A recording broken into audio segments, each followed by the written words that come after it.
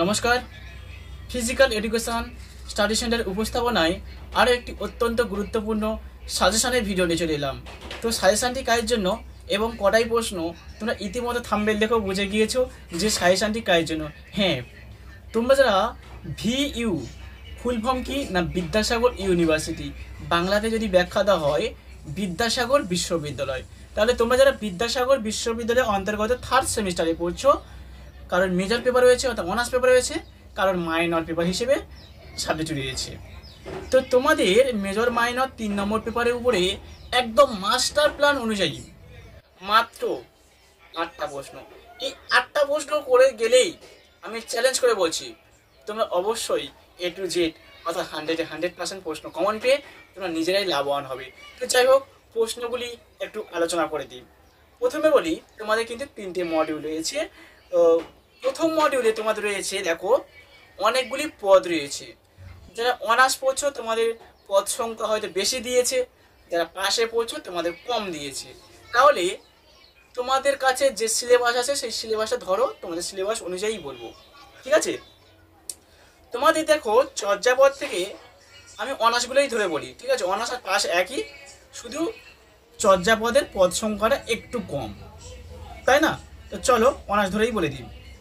তোমাদের দেখো চর্যাপদ রয়েছে 1 নম্বর পদ, 2 নম্বর পদ, 5 নম্বর পদ, 7 নম্বর পদ, 8 নম্বর পদ, 10 নম্বর পদ, আর 14 নম্বর, 28 নম্বর।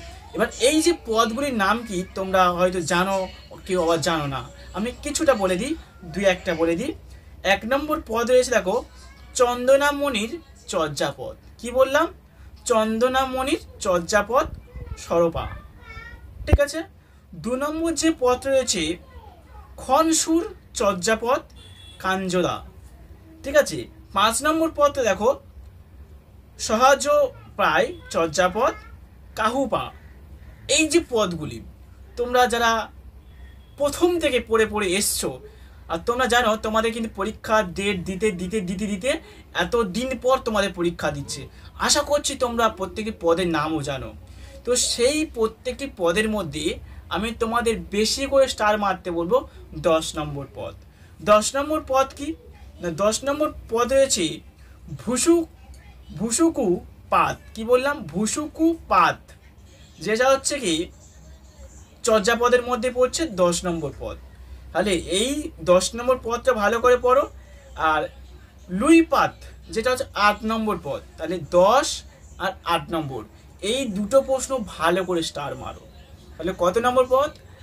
10 নম্বর পদ আর 8 নম্বর পদ ভালো করে জলের মতো করে পড়তে হবে। এবারে চলে যাব তোমাদের 2 নম্বর মডিউলে। তাহলে ভালো করে বলছো না, 1 নম্বর মডিউল থেকে যে তোমাদের চর্যাপদ কয়েকটি পদ সংখ্যা বলে দিয়েছে, তার থেকে আমি তাও বলছি 10 নম্বর পদ আর 8 নম্বর পদটা ভালো করে করতে হবে। আর বাকি যে পদগুলি রয়েছে 2 নম্বরের জন্য করবে, যে কোন পদ কি কাকে বলে সংজ্ঞা এইভাবে প্রশ্ন পড়ে, কাটা কাটা প্রশ্ন ভালো করে একটু দেখে যাবে। কারণ বেশি করে পড়তে হবে না, 2-1 দিন পর পরীক্ষা, অত রিস্ক নেব না, একটু হালকা পাতলা করে দেখে যাও। আর ভালো করে 10 নম্বর পদ আর 8 নম্বর পদটা ভালো করে পড়বে। তো চলো বৈষ্ণব পদাবলী তোমাদের রয়েছে 2 নম্বর মডিউলে। 2 নম্বর মডিউলে বৈষ্ণব পদাবলীতে তোমরা ভালো করে পড়তে হবে, যেগুলো একটু স্টার মেয়ে নাও। ভালো করে তোমরা পড়বে মাথুর। কি বললাম? মাথুর, একদম ভালো করে বেশি বেশি স্টার মারো। মাথুর। অঙ্কুর তপন, ভালো করে শোনো, মাথুর, অঙ্কুর তপন, অভিসার, আর কি গৌর চন্দ্রিকা, আর করছো পূর্বরাগ। এই কটা স্টার মারো, ভালো করে বেশি বেশি স্টার মারো। এখান থেকে অবশ্যই সমস্ত প্রশ্ন কমন পাবে, এর বাইরে কোনো প্রশ্ন পাওয়ার লাগবে না। তবে হ্যাঁ, অনেকে প্রশ্ন করতে পারো যে এখান থেকে স্যার আপনি তো সংকেত বললেন, প্রশ্ন প্যাটার্ন কেমন হবে? তাহলে প্রশ্ন প্যাটার্নটা একটু বলে দিই, দেখো একটা এক্সাম্পল দিই। যেমন প্রথমে বলছি মাথুর। মাথুরটা কেমন হবে? মাথুর বলতে কি বোঝায়? এই পর্যায়ের শ্রেষ্ঠ পদকর্তার নাম কি? পাঠ্যপদের বিশ্লেষণ সূত্রে তার শ্রেষ্ঠত্বের কারণ নিম্নে আলোচনা করো, এমন থাকতে পারে। যেমন বললাম তোমার অঙ্কুর তপন। অঙ্কুর তপন কেমন থাকতে পারে? অঙ্কুর তপন তাপে যদি জারজ বা জারব কোন পর্যায়ের পদ? কবি কে? পদটি প্রতিফলিত রাধার যন্ত্রণা ভাগ ও হৃদয়বাতির যে পরিচয় পাওয়া গিয়েছে তার পরিচয় দাও। এবার যদি আমি বলি অভিসার, অভিসার প্রশ্ন কেমন হতে পারে? দেখো, বৈষ্ণব সাহিত্যের অভিসার পর্যায়ের তাৎপর্য লেখো। এই পর্যায়ের শ্রেষ্ঠ কবি কে? তার একটি পথ অবলম্বনে কবির শ্রেষ্ঠত্বের পরিচয় দাও। এবার এখানে একটা কথা বলি, দেখো প্রত্যেকটা যে ভাগ ভাগ বলে প্রশ্ন বলছি, তোমাদের প্রশ্ন কিন্তু 1-10 হয় না, 1-5 হয় না, 1-2 হয় না, কাটা কাটা কাটা কাটা প্রশ্ন হয়। 2-এর যদি প্রশ্ন হয় 1+1, 5-এর প্রশ্ন যদি হয় 2+3, 10-এর প্রশ্ন যদি হয় তোমাদের 3+7, অনেক সময় 2+8, এইভাবে অনেক সময় এরকম হয় 1+2+7 অথবা 2+2+6। সেইভাবে আমি যেভাবে বলছি ভালো করে পড়তে হবে, শুধু ভালো করে নয়, ভালোবেসে যত্ন সহকারে পড়তে হবে। যদি প্রশ্নের ওপরে, বইটার ওপরে, নোটসের ওপরে যদি আমি ভালোবাসি, পড়তে কিন্তু ভালো লাগে না। আকর্ষণ না করলে ভালো লাগে না। অবশ্যই যত্ন সহকারে পড়তে হবে এবং ভালোবেসে পড়তে হবে। ওকে, আশা করছি বোঝাতে পারলাম। এবারে তোমাদের এই যে প্রশ্ন পদাবলী থেকে কিছু লাইন তুলে প্রশ্ন করতে পারে, 5 নম্বরের প্রশ্ন। এই লাইন তুলে প্রশ্ন কিন্তু কোনো সাজেশন হয় না। তবে হ্যাঁ, আমি কিছু এক্সাম্পল দিচ্ছি, একটু শুনে নাও। কিছু এক্সাম্পল মাত্র, যেমন এখানে দেখো আমি এক্সাম্পল দিই। দেখো প্রশ্ন হতে পারে, কি মোহিনী জানো বধূ? কি মোহিনী জানো? উদ্ধটির কোন পর্যায়ের পদ? পদকর্তা কে? এই পর্যায়ের বিশেষত কিভাবে পদটির মধ্যে দিয়ে প্রকাশ হয়েছে তা উক্তটি পদ অনুসারে দাও। বা এরকম হতে পারে, আর একটা প্রশ্ন আমি এক্সাম্পল দিই। ঘরে বাইরে দ্বন্দ্বে শতবার, তিলে তিলে আসে যায়, এই কোন পর্যায়ের পদ? রচয়িতা কে? এই পর্যায়ের বৈশিষ্ট্য কিভাবে পদটির মধ্যে প্রকাশিত হয়েছে অবলম্বনে বোঝাও। আবার যে 5 নম্বরের প্রশ্নগুলি হয়, দেখো সখী যে তুমি আমার নহে, সখী যে তুমি আমার প্রাণ, এইভাবে প্রশ্ন তুলে কোন পর্যায়ের পদ? পদকর্তা কি? ভাব বস্তু আলোচনা করো। আবার আসতে পারে তাতল সৈকত বলতে কোন পর্যায়ের পদ? শ্রেষ্ঠত্বের পরিচয় দাও। এইভাবে আলোচনা করতে পারে। যেমন তাতল সৈকত মানে কি? তাতল সৈকত কথা অর্থ হলো উত্তপ্ত বালু কোনাকে বলছে। আবার দেখো আমি বলেছিলাম সখী যে তুমি আমার নহে, সখী যে আমার তুমি প্রাণ, এটা কে বলছে? না শ্রীকৃষ্ণ রাধাকে বলছে। যেটা হচ্ছে কি তুমি যদি যাও রামায়ণ মহাভারত দেখি, সেই একই কৃষ্ণ, যেমন কৃষ্ণ প্রেম, রাধার প্রেম যেগুলো যদি পাও সেখানে তোমরা পেয়ে যাবে। তোমার বাড়ি যদি গুরুজন থাকে তাদেরকে জিজ্ঞেস করলে তোমরা পেয়ে যাবে। আশা করছি বুঝতে পারবে। তো এবার চলে যাব তোমাদের 3 নম্বর মডিউলে। 3 নম্বর মডিউলে তোমাদের কি আছে একটু দেখে নাও। 3 নম্বর তোমাদের মডিউল রয়েছে শাক্ত পদাবলী। এই শাক্ত পদাবলীতে তোমাদের 8টা পদ রয়েছে। কি? রামপ্রসাদ সেন, তোমাদের যে ভাগ রয়েছে কমলাকান্তের দপ্তর।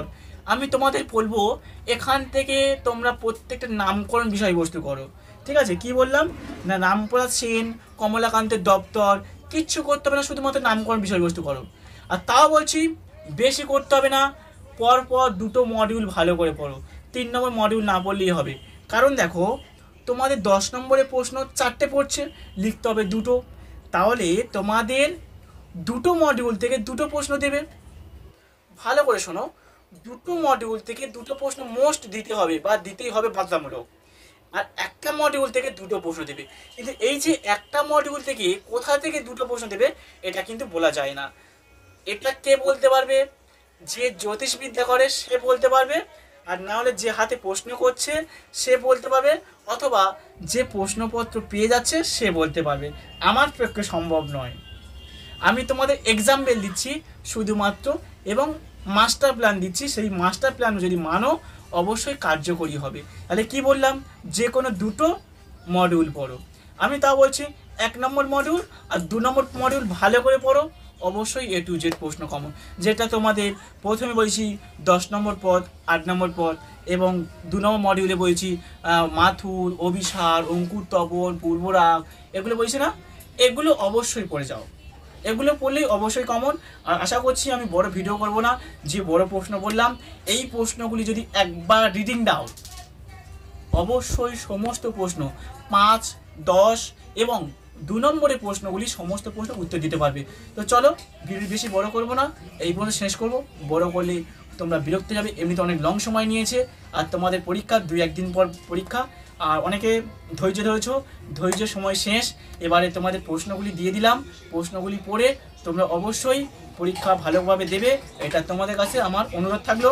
পরীক্ষা দিয়ে আমাকে কমেন্ট করবে এবং পরীক্ষা দিয়ে আমাকে সরাসরি ফোন করে জানাবে কে কত নম্বরে উত্তর দিয়ে এসছো, তোমরা নিজেরা কতটা উপকৃত পেয়েছো বা তোমরা কতটা আনন্দিত হয়েছো, এগুলো অবশ্যই কমেন্টের মাধ্যমে জানাবে। আর অবশ্যই অনেকে আমার অনেক পরিচিত রয়েছে, অনেকে ফোনও করো, ফোনের মাধ্যমে জানাবে যে তোমরা কেমন পরীক্ষা দিয়েছো। তো এই পর্যন্ত শেষ করছি। তো ভিডিওটি ভালো লাগলে লাইক, কমেন্ট, বন্ধুদের মধ্যে বেশি বেশি পরিমাণে শেয়ার করে দাও। আর আগে যে চ্যানেলটাকে তোমরা দাঁড় করিয়েছিলে আগেকার মতো প্রত্যেকে চ্যানেলটাকে সাবস্ক্রাইব করে বড় করার চেষ্টা করো, কেউ এড়িয়ে যাবে না, প্রত্যেকে চ্যানেলটাকে সাবস্ক্রাইব করবে। তো ভিডিওটি প্রথম থেকে শেষ করে দেখার জন্য এবং আমাদের ফিজিক্যাল এডুকেশন স্টাডি চ্যানেলের পক্ষ থেকে যে আবার সেই নামে নতুন করে চ্যানেল বানানো হচ্ছে, এই চ্যানেলে প্রথম থেকে শেষ পর্যন্ত যুক্ত থাকার জন্য এবং আমাকে সহযোগিতা করার জন্য সবাইকে ধন্যবাদ।